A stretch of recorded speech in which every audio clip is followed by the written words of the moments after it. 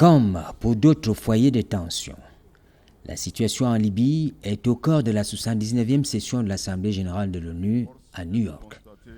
Une session présidée par Philémon Yan.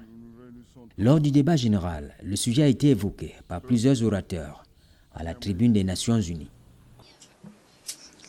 La Libye souffre depuis plus d'une décennie de différentes périodes caractérisées par des conflits, des guerres injustifiées entre frères, des conflits alimentés par une ingérence étrangère destinée à affaiblir l'État, à creuser les divisions et à contrôler ses ressources naturelles, ainsi que ses décisions politiques et sociales. Cette situation exige aujourd'hui une position ferme. Nous devons reprendre le contrôle. Les défis sont immenses et complexes. Cependant, nous essayons encore de parvenir à des solutions de consensus pour fédérer toutes les parties, les amener autour d'une même table pour trouver des solutions.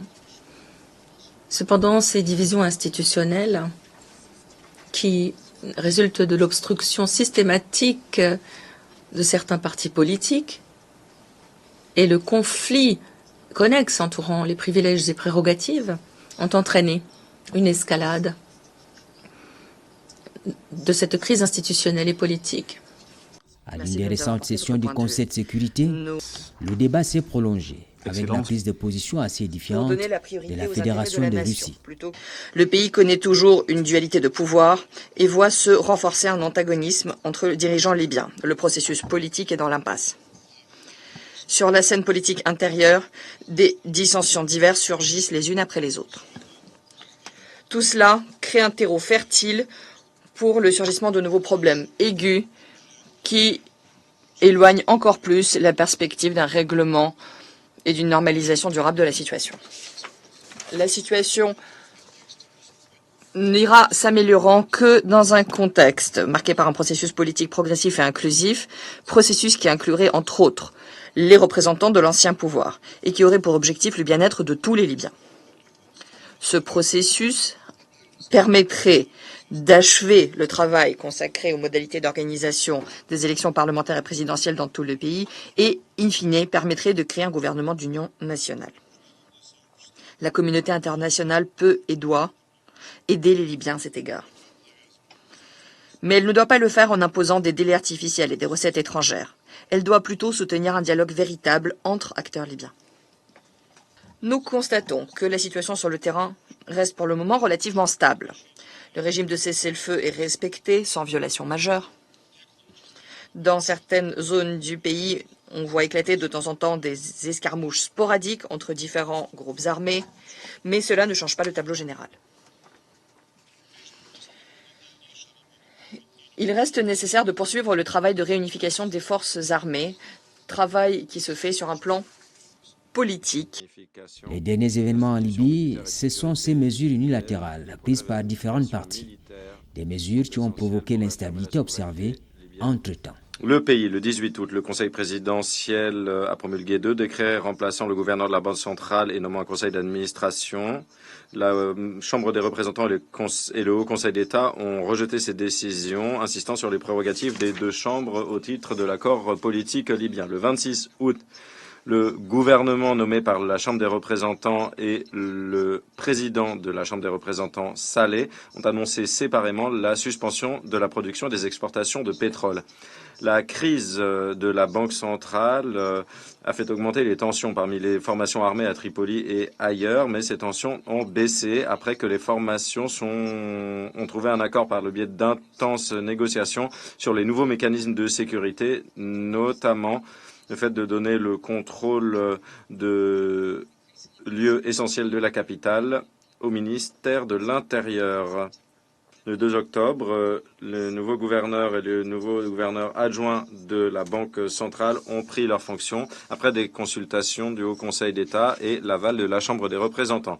La Manul s'est félicitée de ce résultat qui a été suivi le 3 octobre par une annonce de la Société nationale de pétrole de la levée de l'état de force majeure, ce qui a permis de reprendre pleinement l'exploitation et les exportations de pétrole. Ces événements nous rappellent l'importance critique de l'indépendance des institutions de l'État et nous rappellent la nécessité de dépolitiser l'utilisation des institutions libyennes et des ressources naturelles pour en tirer des avantages politiques. Cela nous rappelle également de manière criante la menace que représentent les mesures unilatérales. La forme de l'État libyen, le respect des engagements politiques, l'indépendance des institutions de l'État, les prises de mesures unilatérales sont ici autant de problèmes à régler en urgence. Toutes les parties devraient s'abstenir de toute mesure unilatérale qui viendrait saper la confiance et qui aggraverait les dissensions et les différends institutionnels. Nous exhortons tous les dirigeants libyens à travailler en toute bonne foi les uns avec les autres sur les questions en suspens, conformément aux résolutions pertinentes du Conseil de sécurité et en respectant l'accord politique libyen de 2015. Davantage de discorde n'irait pas dans l'intérêt du peuple libyen. Nous soulignons l'importance de l'intégrité et de la continuité de la Banque centrale libyenne, non seulement pour assurer à la Libye un environnement économique et financier stable, mais également pour éviter une aggravation des différents politiques en Libye. Nous encourageons énergiquement à prendre de nouvelles mesures pour stabiliser le paysage politique. Cela inclut le fait d'unifier les institutions de l'État et d'éviter d'avoir à traiter avec des organes parallèles qui mettraient en péril la stabilité déjà fragile de la Libye et qui viendraient compliquer le paysage politique. À cet égard, le groupe A3 souligne l'importance de finaliser le projet de loi électorale libyenne. C'est une problématique urgente. Il faut résoudre les questions contentieuses autour de ces lois pour pouvoir avancer. La Libye, comme on l'a vu récemment, devrait recevoir davantage de migrants depuis le Soudan. Elle doit prendre des mesures pour protéger les migrants, les demandeurs d'asile et les réfugiés dans les zones que la Libye contrôle, notamment aux frontières. Sur les sanctions, la question de l'embargo sur les armes et les ressources pétrolières est essentielle pour la région et pour éviter que la Libye ne soit déstabilisée plus avant. Nous appuyons totalement l'opération Irini, qui au cours des années a permis d'éviter que des ressources pétrolières ne permettent de financer des groupes criminels. Aujourd'hui, l'appui à la Libye est plus important que jamais. Il faut une voie internationale unie pour appuyer les efforts humanitaires, politiques, militaires et économiques. C'est essentiel pour réaliser des progrès concrets, pour créer des opportunités pour le peuple libyen. Nous sommes un pays de transit qui assume ici, dans ce domaine, un fardeau considérable. Nous pensons que la solution à cette question passe par des efforts concertés, tout en tenant compte des législations nationales, des considérations humanitaires et de la nécessité de préserver les droits des migrants. Pour ce qui est du terrorisme, la Libye a gravement souffert de ce fléau. Nous avons réussi à vaincre Daesh grâce au sacrifice de notre peuple, grâce aux efforts des instances militaires et avec l'appui de la communauté internationale. Nous continuons de promouvoir la sécurité nationale, de protéger nos frontières en coopérant avec la communauté internationale. Il faut assurer la reconstruction du pays par la promotion du dialogue et l'organisation des consultations populaires. Nous félicitons tous ceux qui ont déployé des efforts au plan national et international afin de promouvoir le dialogue entre les parties libyennes. Nous sommes convaincus que le peuple libyen a le droit de choisir son destin, de choisir ses gouvernants et de gérer lui-même ses affaires. Ceci sera possible lorsque nous aurons renouvelé la légitimité, retrouvé le contrôle, ce que certains essayent de nous empêcher de faire. Les Libyens sont tout à fait capables de choisir leur destin.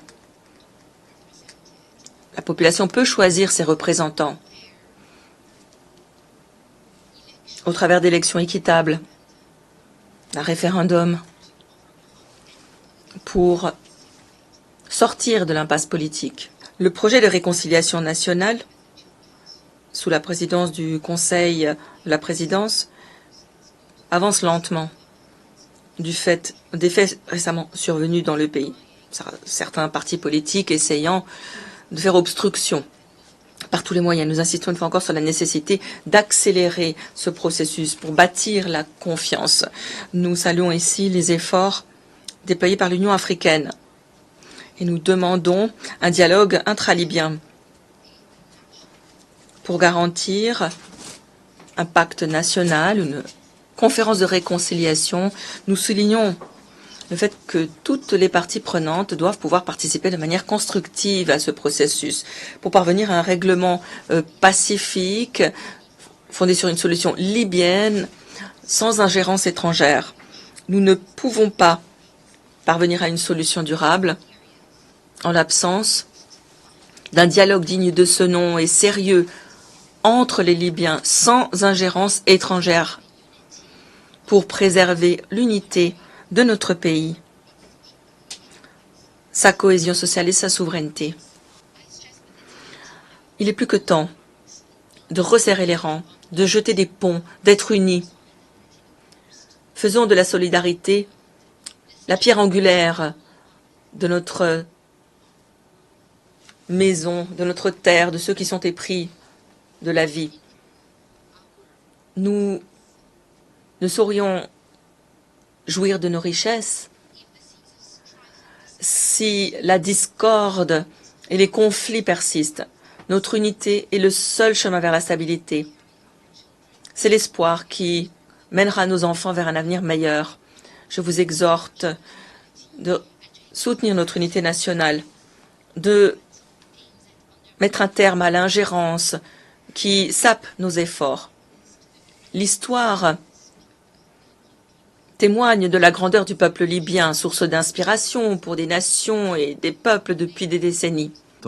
Le retour de la Libye sur la scène internationale dépend en partie de la stabilité et de la légitimité des institutions actuelles.